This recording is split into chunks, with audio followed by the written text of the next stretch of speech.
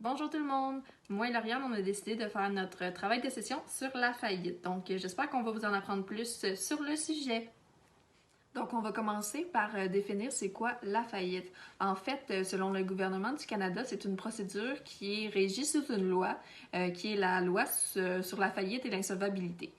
Donc, quand quelqu'un décide de faire faillite, c'est un débiteur, donc comme moi et vous, qui n'est plus capable de respecter ses engagements financiers. Il doit faire affaire avec un syndic autorisé en insolvabilité qui vont lui permettre de récupérer les biens qui sont saisissables pour les revendre et ensuite rembourser les créanciers qui sont les personnes à qui ils doivent l'argent ou qui doivent encore un montant sur des prêts hypothécaires, des prêts auto. Donc, ça les libère de cette dette-là. En ce qui concerne les conditions qui s'appliquent pour pouvoir faire faillite chez un particulier, il y a premièrement le 1 000 $ minimum d'endettement. La deuxième chose, la personne doit ne pas être capable de payer ses dettes avant la date d'échéance. Et la troisième chose, c'est que les biens qui sont saisissables ne doivent pas dépasser le montant d'endettement. Puis, on conseille aussi aux personnes qui veulent faire faillite de rencontrer un conseiller financier tout d'abord pour voir si c'est vraiment la solution, dans le fond, pour la personne. Donc, pour ce qui est des commerces, des entreprises, c'est les mêmes conditions qui s'appliquent. La première qui était le 1 000 $ minimum. Il y a aussi le fait que si une entreprise trouve que son ratio d'endettement est trop élevé comparativement aux revenus et à la liquidité que l'entreprise a, il peut décider aussi de faire faillite. La troisième chose aussi qui est intéressante avec les entreprises, c'est que lorsqu'il y a plusieurs associés, ils peuvent décider de faire faillite pour cesser leur activité. Donc, pour continuer, on va vous expliquer les étapes d'une faillite. Pour un particulier, la première étape, c'est de remplir les formulaires avec l'aide du syndic autorisé en insolvabilité. Celui-ci va monter un dossier, puis va le déposer au bureau du surintendant. Le bureau du surintendant, en fait, s'occupe de la conformité de la loi sur la faillite et l'insolvabilité. C'est lui qui va donner le verdict et déclarer les premières étapes là, pour la faillite officielle. Ensuite de ça, le débiteur, à partir du moment que la faillite est officielle, sera libéré en fait des poursuites qui pourraient se faire par les créanciers. La deuxième étape, c'est la liquidation des biens. Donc, le syndic autorisé en insolvabilité, lui, va prendre les biens qui sont saisissables de la personne, du particulier, pour ensuite les vendre et ensuite rembourser les créanciers. La deuxième étape, c'est la liquidation des biens. Donc, le syndic autorisé en insolvabilité, lui, va prendre les biens qui sont saisissables de la personne, du particulier, pour ensuite les vendre et ensuite rembourser les créanciers. Nous allons voir maintenant les biens qui sont saisissables et les biens qui sont insaisissables dans une faillite. Donc, en ce qui concerne les biens qui sont saisissables, il y a d'abord les équipements sportifs, les objets d'art, il y a aussi les autos qui ne sont pas nécessaires au déplacement du failli. Puis, il y a aussi certains REER, il y a aussi les polices d'assurance vie, ainsi que le salaire qui excède les besoins de la famille. Pour ce qui est des objets qui sont non saisissables, il y a les meubles, la vaisselle, les vêtements. Il y a aussi les outils de travail tels un plombier, un électricien qui ne peuvent pas être saisis. Il y a également les prestations, dans le fond, pour les enfants et ceux de la CSST qui ne sont non saisissables. La troisième étape consiste à prévenir les créanciers.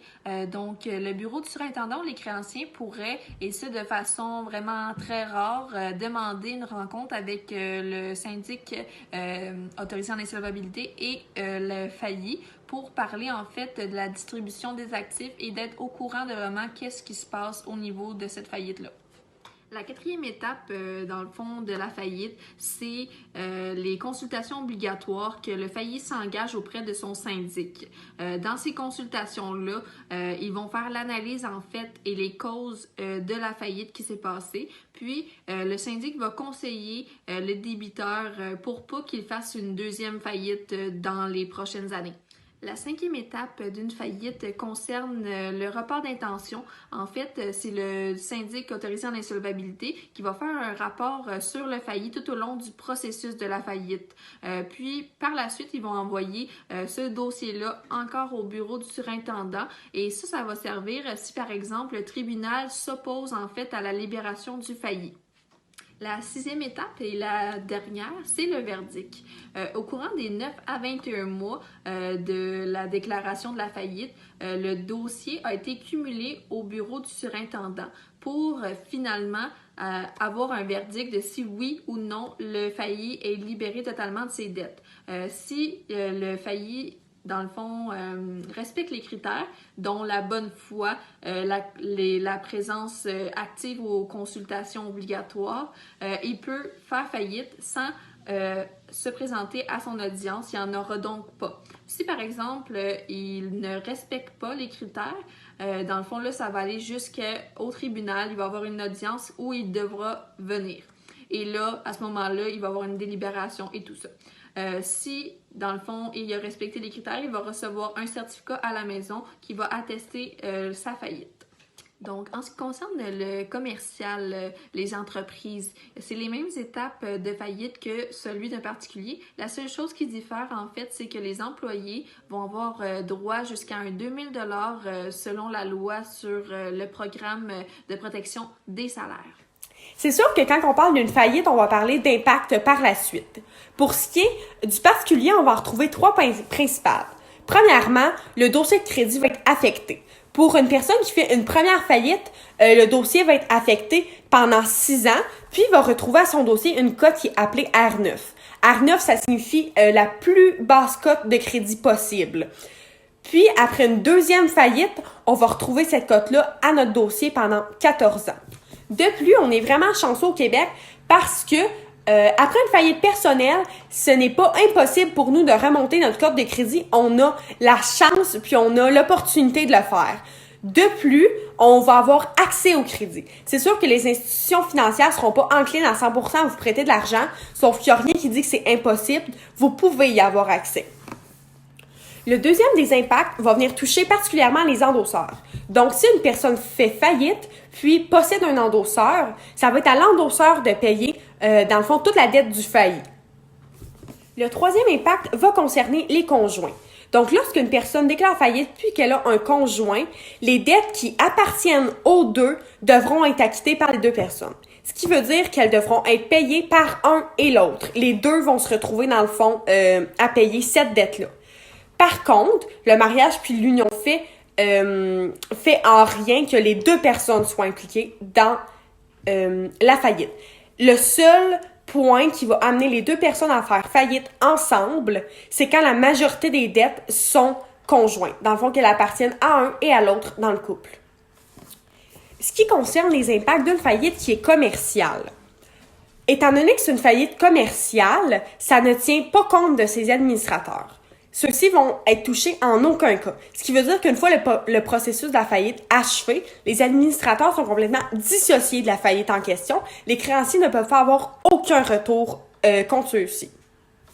Qui dit faillite dit automatiquement des lois qui y sont reliées. Donc, toute personne faisant une déclaration de faillite doit se conformer aux lois de faillite et d'insolvabilité. Dans le fond, là, c'est le bureau des surintendants des faillites qui va vraiment se charger de tout le processus.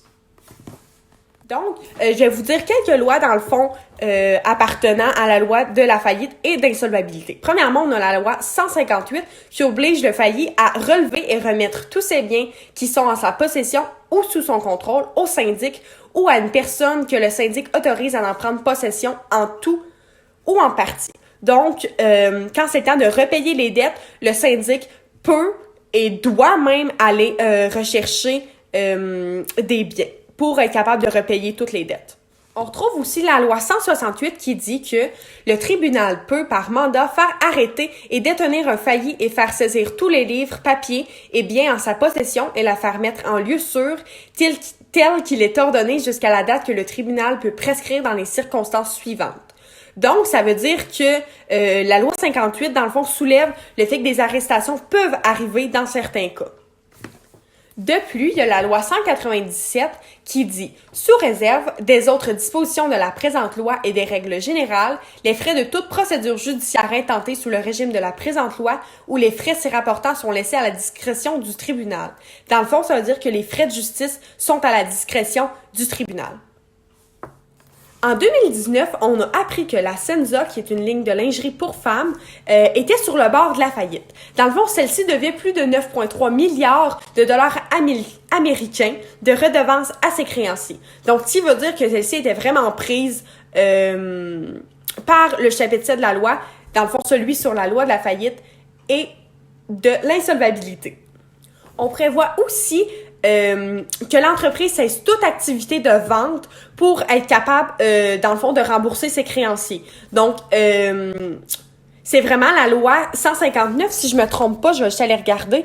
La loi 158, dans le fond, qui disait que tous les biens peuvent être pris par le bureau des surintendants de faillite. Là. Dans le fond, la Senza est vraiment prise au dépourvu par ça, parce que le syndic regarde vraiment pour aller chercher leur stock pour être capable de repayer tous les créanciers. Parce qu'on va se le dire, 9,3 millions de dollars américains, c'est énorme. Donc là, le syndic doit trouver une façon de réussir à repayer toutes ces dettes-là. Puis, ça risque vraiment d'être la façon qui va être utilisée.